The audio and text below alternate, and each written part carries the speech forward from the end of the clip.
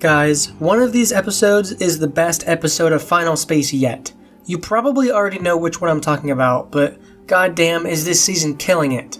And the soundtrack, amazing. I'm probably getting ahead of myself, so let's break down these episodes and why they're blowing my expectations away. So, episode 4 picks up right where episode 3 leaves off. Gary and Quinn are looking for the rest of the team squad while the Lord Commander is holding them hostage, with Invictus about to take their souls. And with this introduction, we start a character development that's about an entire season late, because Ash is special to the bad guys. We learn that her powers originate from Invictus. She's one of us, as the Lord Commander puts it, giving us the title of this episode. And I just gotta say, this is probably the best route they could have gone with Ash at this point, because we know her backstory of how she killed her parents and how she came to meet her brother, but we didn't know what her future really looked like. And now we're finally getting somewhere. It makes complete sense that her powers would come from Invictus because their powers are similar in a lot of ways. Anyway, at the end of this episode, Fox gets taken. And all of you Fox stands out there, I know you're out there, don't hate us for this, but yeah, this was probably the right call from a writer's room perspective. Cause you see, Season 2's general problem is that it tried to balance too many characters at once. And one of the people we have almost no characterization for is Fox. I mean, we know next to nothing about this guy. So getting him out of the next few episodes was probably the right call, because the next couple episodes are super dramatic and really sort of lean on the character dynamic, and we kind of needed him out of the picture for a little bit. So yeah, episode 4 was solid. Lord Commander was great as always, and we got some characterization for Ash. And Final Space is getting better and better at balancing characters in different places at the same time, kinda like Infinity War if I'm being honest. Oh, and Gary's robot arm is now a fully fledged weapon. I mean, it's about time, right? I'd like to thank user Georgie A for bringing this to my attention. Apparently Olin has always had this Mega Man plan for Gary's arm, but he wasn't able to do it in the last season. So I'm really glad we're finally getting it. It's a nice shift in the team's power dynamic. And also, the scene where he figures out that his arm can do things is just goddamn hilarious. Come on! Come on! Turn into something! And now, onto the big one. All the Moments Lost is my new favorite episode of Final Space, period. Because here's my kryptonite. I absolutely love episodes where one giant force is pulling everyone apart. It's so dramatic, and it's a story beat that really works, almost always. And a story like this really shows how strong this team is, because they seriously almost bit the big one. Quinn is starting to deteriorate and can barely even stand up at this point. Biscuit, Kevin, and the Kados have to supercharge the Lightfold engine so they can escape, and Ash's mind is being taken over by Invictus. Really, the only one who's okay is Cheryl, and that's saying something.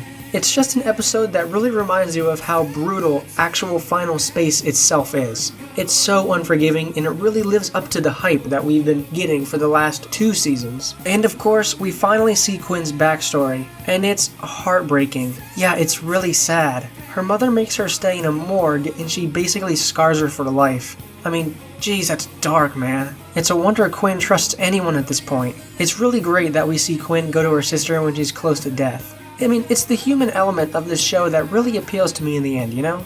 And the episode ends with Quinn literally hours from death and the group losing Ash to Invictus. Literally, the episode after they lost Fox to Invictus. I mean, it's crazy. I guess I love this episode because the team squad just took an absolute beating. It reminds you that while they get lucky sometimes, Final Space itself cancels out that luck. They advertised this season as dark and unforgiving with its story, and so far they are delivering on that 100%, to me at least. All the Moments Lost is the best episode of Final Space yet, and it's actually almost knocked out of that spot by the next episode. Because I'm telling you, this season just keeps getting better and better. Change is gonna come. Ooh, ominous. In this whirlwind 22 minutes, Quinn is dying and the crew doesn't know the cure. And Hugh actually gets some characterization here. He doesn't know how to ask for help because to him, that's a sign of being human. It's kind of his character arc this season, becoming more human in his relationships and emotions. It's just the little things that make this show great, you know? Through this character development, we learn that a selenium chip is the only way to stop the poisoning.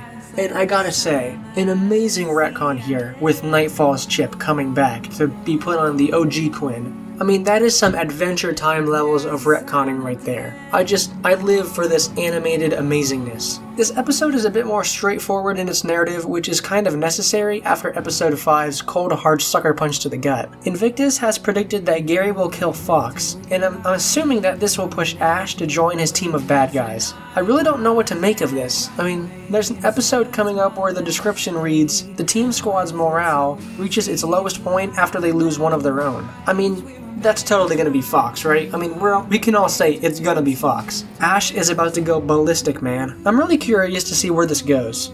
The rest of the team is busy mining an asteroid for selenium, and they have to get it back to Quinn in time. And this clip right here, Quinn's operation, is so good because basically Quinn's body is too weak to withstand the procedure.